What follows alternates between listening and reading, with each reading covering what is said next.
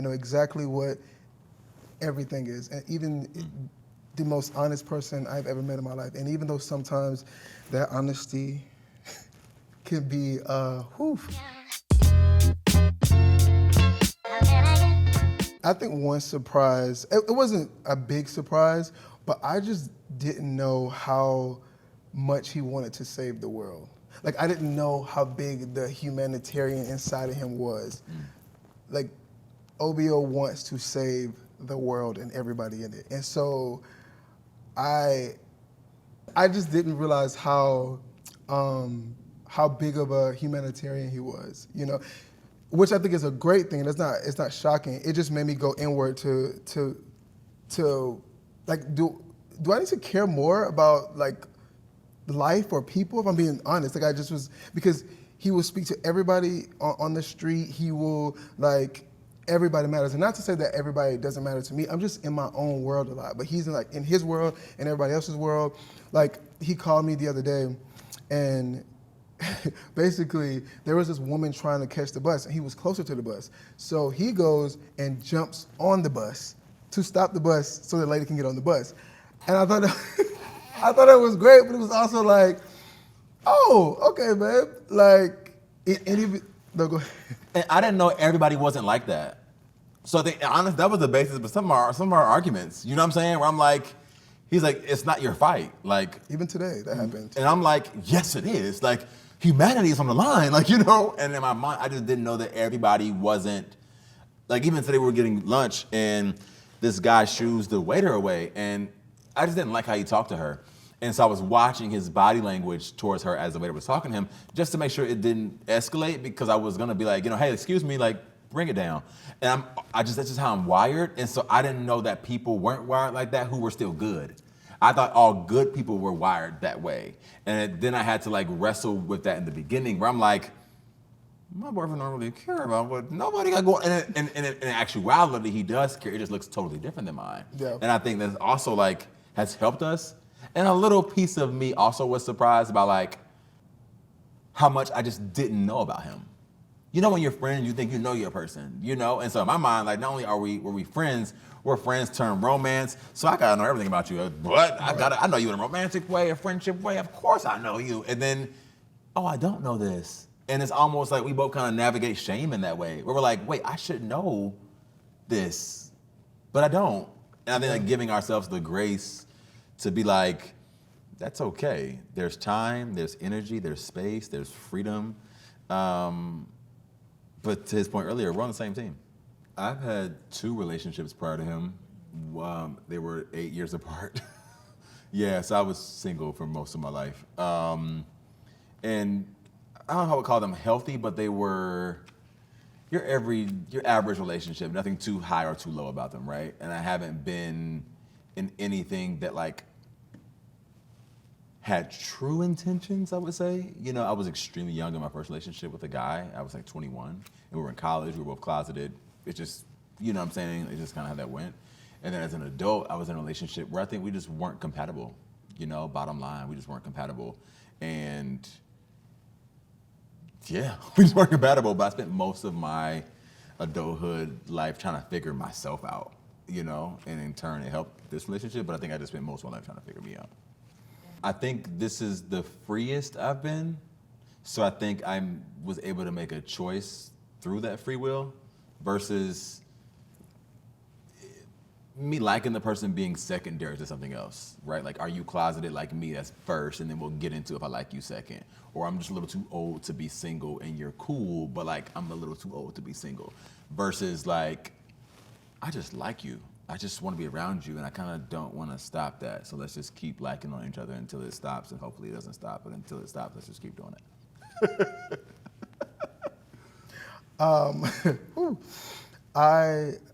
I felt like I had long-term situationships prior to this, where it was just years of winging a thing and like hoping that the attachment turns into something healthy, never really talking about a thing until it was too late.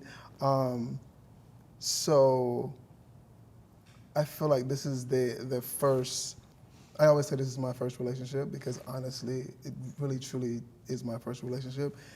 And I think it's because, again, going back to him being so intentional, it was like super intentional. Like, I want you, I want to court you, I want to date you, I want to be your boyfriend. Like, everything was like right on time. And he just had clear direction for where he wanted to be. And I also think that this is the first time that my love is out loud, which, going back to what he was saying, is the freest I've ever felt in my life, just period. And I think a large part of that is because of him.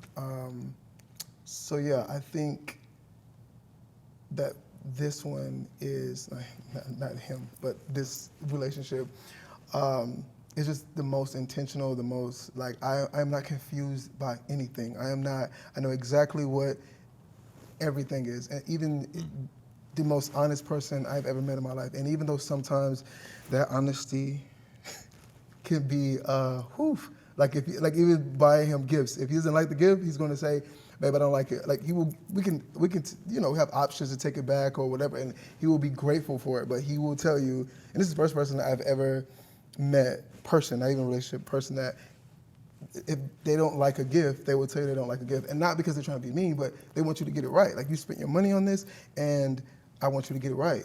And so, like, I can trust that he will be honest with me. I can trust that there won't be any murky waters. I won't be confused. I've never been confused, even when we weren't official and we were friends. Like, there were no stage in this where I was confused versus the other ones. I was just so like, what am I doing? Like, do you know what we're doing? It was always like, what are we? What are we doing? And I am so clear in this because he just created such a clear path for me. So my 3 green flags about him was the way he looks. He's beautiful. I love the way he talks. His voice is just so attractive to me. I love, and I also really, really enjoy the way he walks. I know they're all physical, but I just really, really enjoy.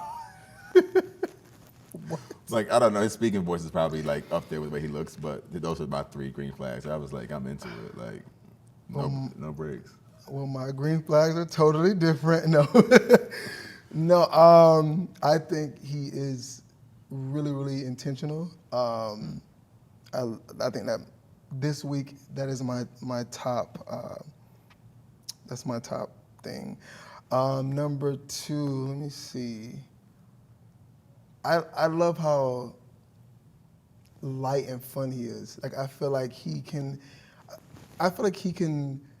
go through a thing and still make a joke about it. And I feel like it's hard, because even for me sometimes, recently we went through a thing and 10 minutes later, he kind of joked about the thing. And I was just so much of my body is no, wait, it's too soon. And then I think actually it's not. The sooner you can make a joke out of it, the sooner you can move on. Generational trauma. It'll teach you some stuff.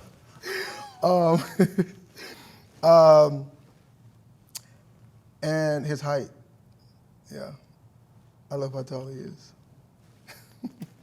My definition of Black love is building a thing brick by brick.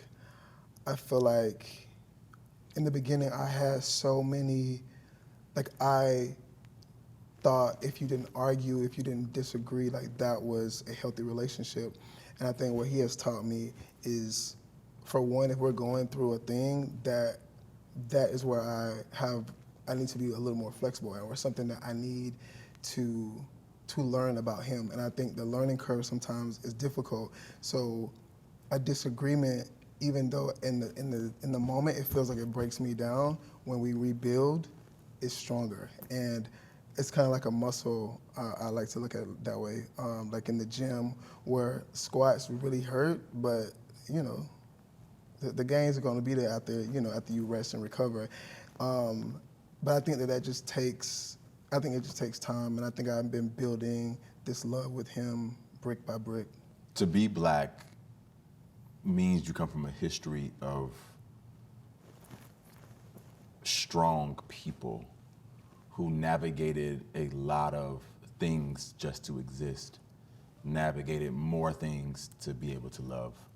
And I think to be given the opportunity to share love freely is so ingrained in us, which is why I think you can put anybody up against some black love, and you're not gonna feel love the way in which you do when it's black love. And I think within that freedom, there's so much pre-energy, pre-depth, pre-all the things, because it's just ingrained in us as black people. But I think black love at its core is freedom. And I hope that people who are black and in love know how revolutionary it is. I think me being a black gay person, I'm never unaware of spaces like this, moments like this, to be able to be in something that's honest and true in the midst of a society in which doesn't always make the most space for you. And I think as a black community in general, hasn't always made the most space for us in general. And so to find yourself within black love, you in some love. Like, I honestly just want to say thank you, specifically for your patience. I know that it's been such a journey for me to get to a certain space, and I appreciate you allowing me the full, creating space and allowing me the time to really get to know myself, to navigate through my shame, and to not judge me, and just to really literally hold my hand along the way. And I really appreciate that. And thank you for that, babe. you are so welcome.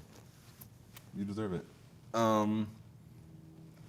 you know what I'm saying? You got it. You know what I'm saying? You do it for me. You feel me? You know what I'm saying? I ain't tripping. You know what I'm saying? You feel me? Like, if you're going to do it, do what you need to do. But I don't know. I just feel like this urge to say, like, anybody, any queer people watching, any black gay people watching, I really want you guys to know that, like, you can be loved on. And maybe this is a note to you that you're an example of being loved on. But yeah, I just think that people want love so bad they're willing to settle for things that aren't it. And I really want you to wait and be patient and love on yourself. We often talk about how I saved my own life. He saved his own life, and then we found each other. And, you know, I don't require him to save my life. He doesn't require me to save his life. I saved my life before I met him. And I really want people to save their own lives. Like, don't wait for somebody else to do it for you. And a saved life will make so much room for the love you're expecting. And yeah, I just love you, of course. You know what I'm saying? You do it for me. I like the way you look. You know what I'm saying? The mug eats, you feel me? But yeah, I really enjoy loving you, and I'm not even sure which one I love more, loving you or being loved by you. And I like being unsure about that, so.